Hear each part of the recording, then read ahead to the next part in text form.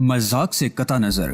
तहजीब ने गुफ्तगू में शामिल होते हुए कहा, उन लोगों के साथ तुम्हारा रवैया क्या बहुत ज्यादा अजीब नहीं रहा? बहुत मुमकिन है गुज़श्ता रात की शब बेदारी और गैर मामूली सूरत हाल से दो चार होने के बायस मेरी कुव्वत मुतफक्रा मुतासिर हुई हो। मुमकिन है अगर मैं ताज़ा दम होता तो उन लोगों के साथ मेरा तर्ज अमल मुख्तलिफ होता, लेकिन मौजूदा हालात में मैं पूरे यकीन के साथ कह सकता हूँ कि उन लोगों के साथ इससे बेहतर सलूक नहीं किया जा सकता था।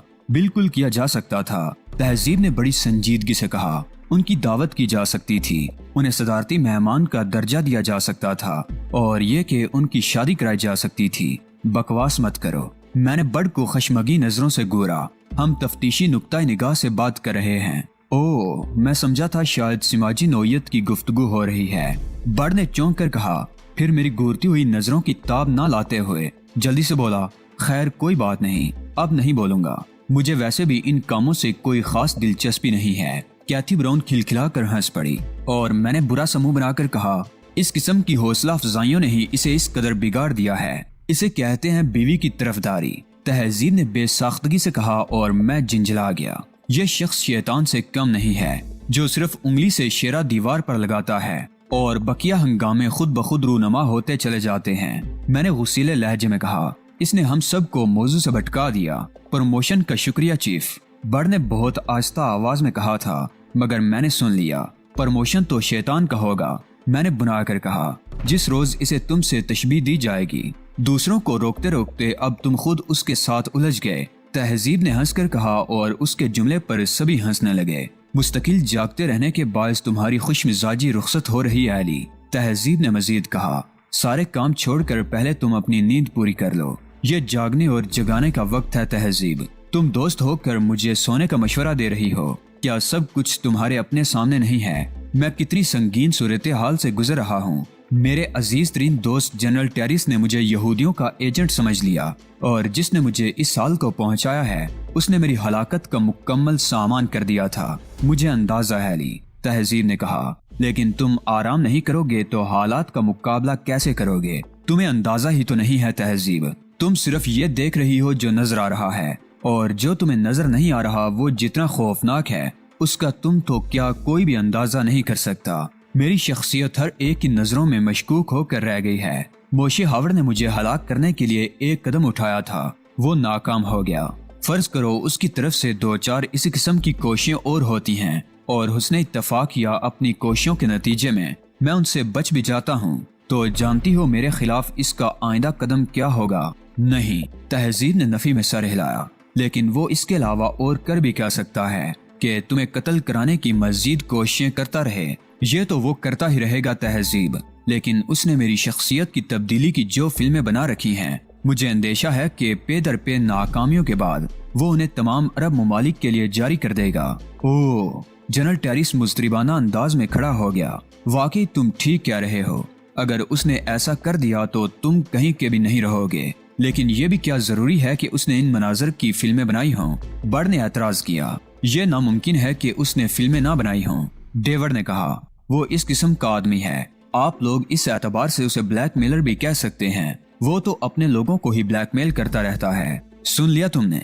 मैंने तहजीब से कहा, यही वो बात है जिसने मुझे सबसे ज्यादा तशवीश में मुब्तला कर रखा है। सूरत हाल तो बेशक संगीन है, जनरल टेरिस ने कहा, लेकिन तुम्हारा तर्ज अमल भी तो अजीब है। ग्राहम और विल्सन को छोड़ने की क्या तुक थी? अब अगर वो निगरानी करने वालों को जुल दे गए तो उनकी निगरानी करने की जरूरत नहीं रही। मैंने जनरल की बात काट कर कहा, उन दोनों की निगरानी खत्म करा दो और उन्हें उनके हाल पर छोड़ दो। जनरल के अलावा तहजीब ने भी मुझे हैरत से देखा, और अगर वो मुल्क से ही फरार हो गए तो?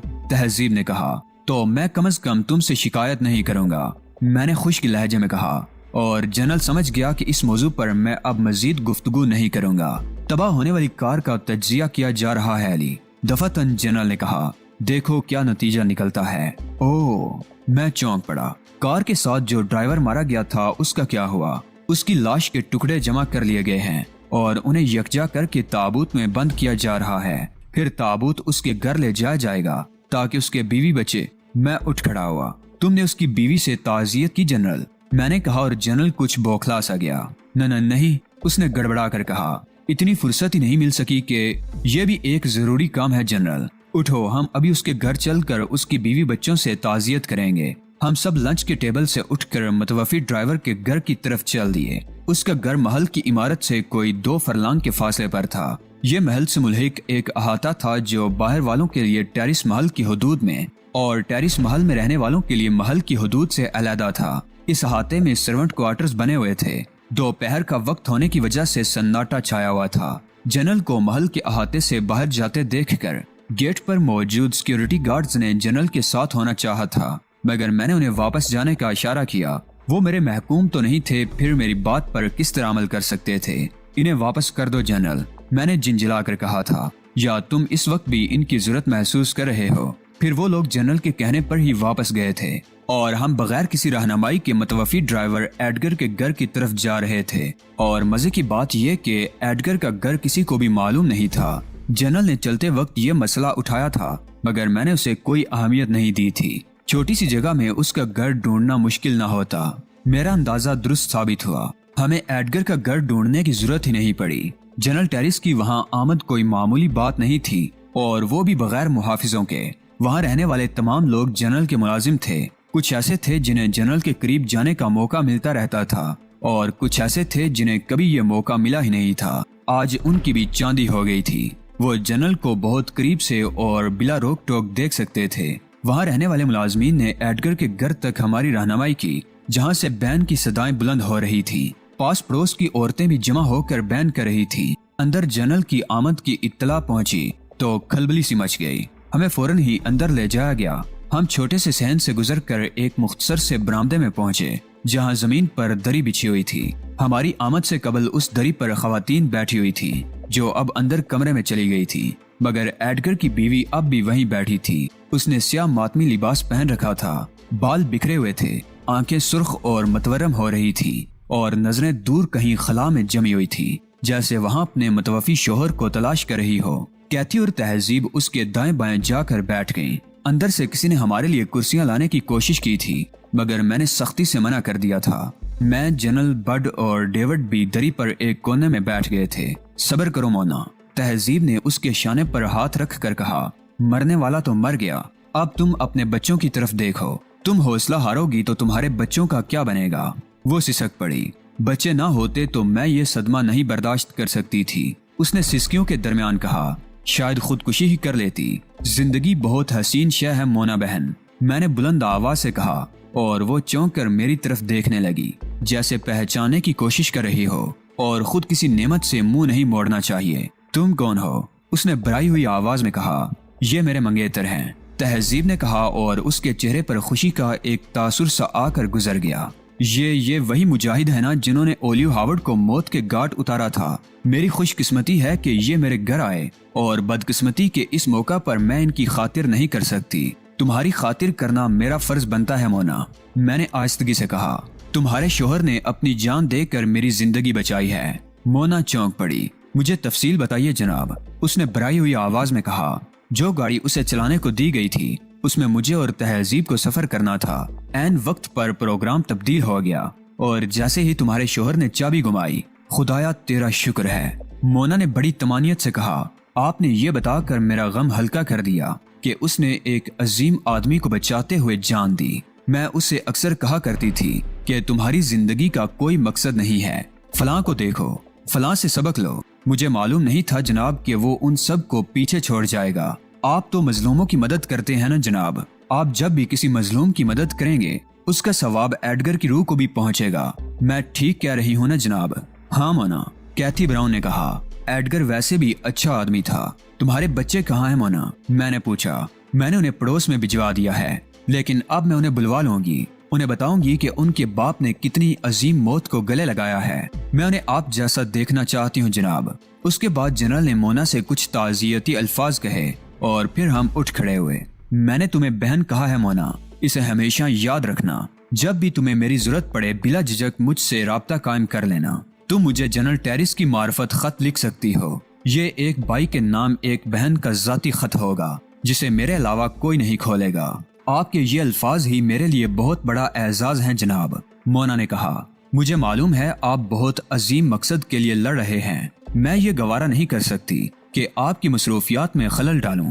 کیا تم یہ بھی نہیں چاہتی کہ تمہارے شوہر کے قاتل کیفر کردار کو پہنچیں؟ کون نہیں چاہے گا جناب۔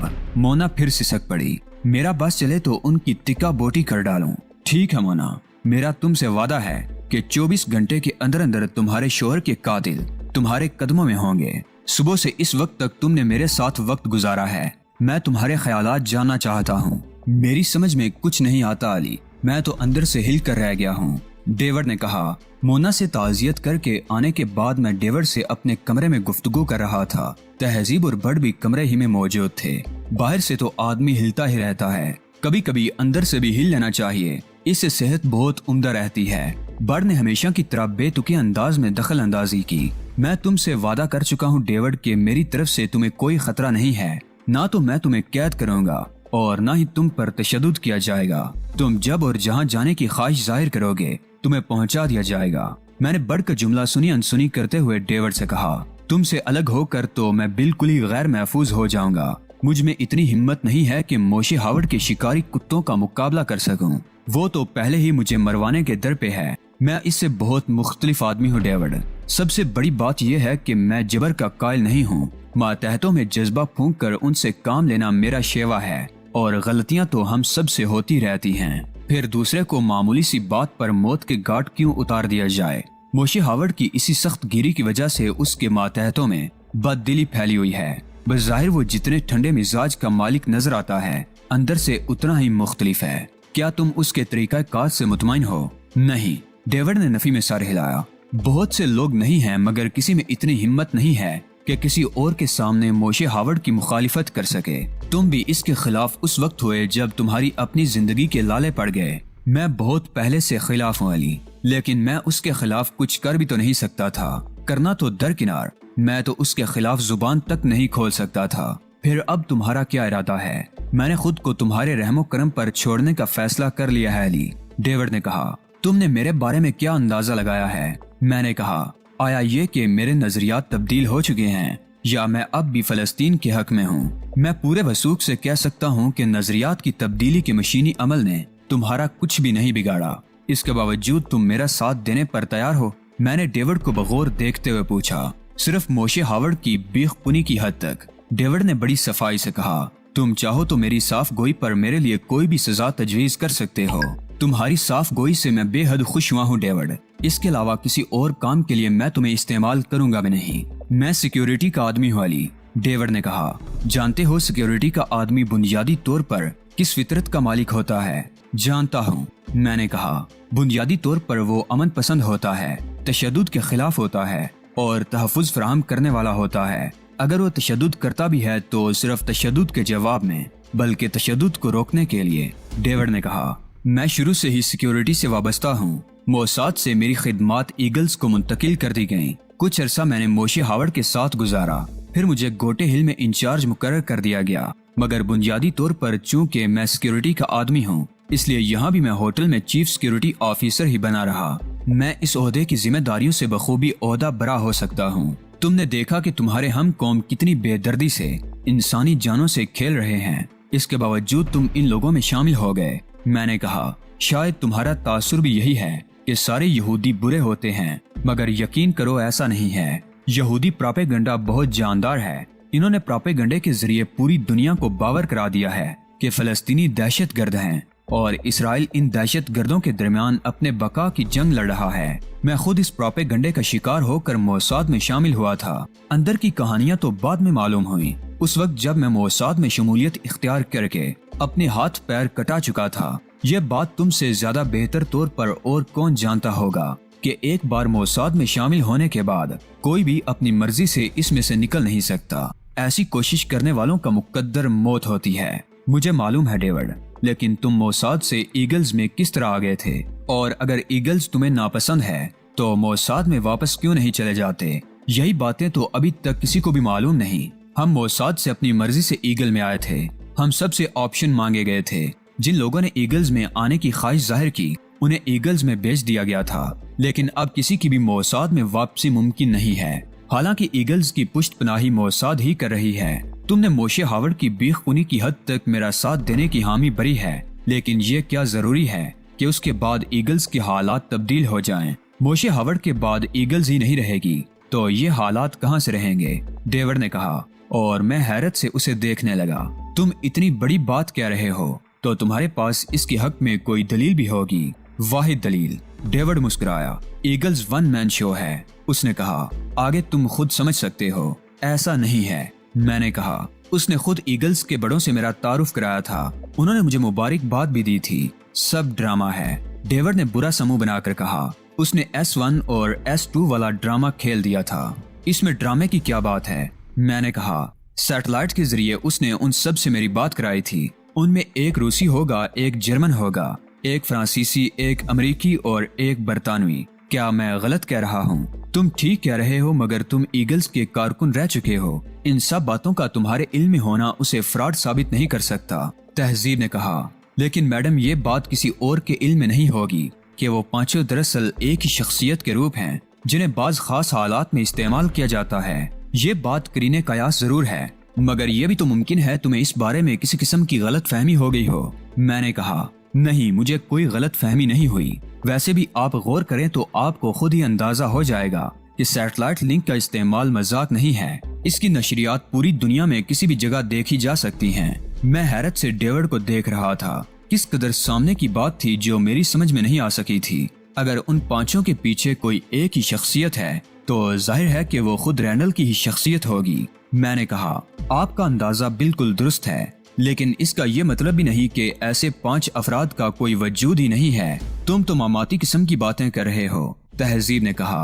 पहले हमसे एक बात मनवाई और उसके बाद खुद ही उसे गलत कहने लगे। मैं डेविड का मतलब समझ गया हूँ तहजीब, मैंने कहा। अगर उन पांचों को बैक वक्त कहीं पेश करना पड़ जाए तो इसके लिए रैंडल ने मुलाजिम रखे हुए होंगे और आम हालात में वो खुद ही उन पांचों का रोल कर लेता होगा। उन पांचों से मेरी मुलाकात उसने स्क्रीन पर करवाई थी और पांचों अफराद के चेहरों पर सुनहरे रंग के मास्क थे जिन पर नंबर तहरीर थे। मगर मुझे हैरत है कि डेविड इस राज से किस तरह आगाह हो गया। मैं मोशे हावर्ड के पर्सनल सिक्योरिटी स्टाफ में भी रह चुका हूँ जनाब, डेविड ने कहा, और मेरी ड्यूटी उमूमन उसकी कोठी पर रहा करती थी। उसी दौरान एक बार इत्तफाक से मेरी नजर उन कागजात पर पड़ गई। अहम तरीन कागजात उसकी ख्वाबगाह में होते हैं जिन्हें वो एक खुफिया सेफ में रखता है। उस कागज पर पांचों सुपर ईगल्स से मुताल्लिक कुछ लिखा हुआ था जिसे मैं पूरी तरह नहीं पढ़ सका था, ताहम उससे मुझे ये अंदाजा जरूर हो गया कि वो पांचों अफराद मोशे हावर्ड के तनख्वाहदार मुलाजिम हैं। डेविड के बयान ने मुझे बहुत कुछ सोचने पर मजबूर कर दिया।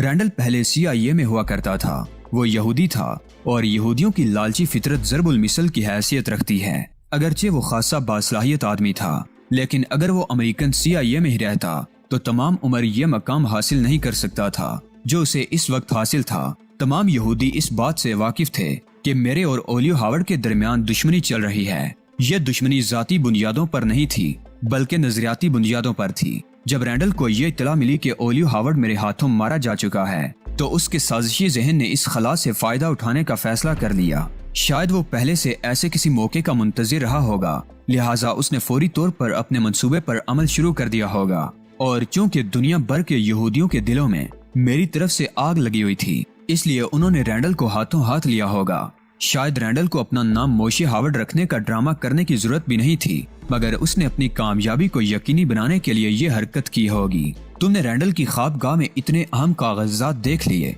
और उसे पता तक नहीं चला, बर्ड ने सरसरी अंदाज में पूछा।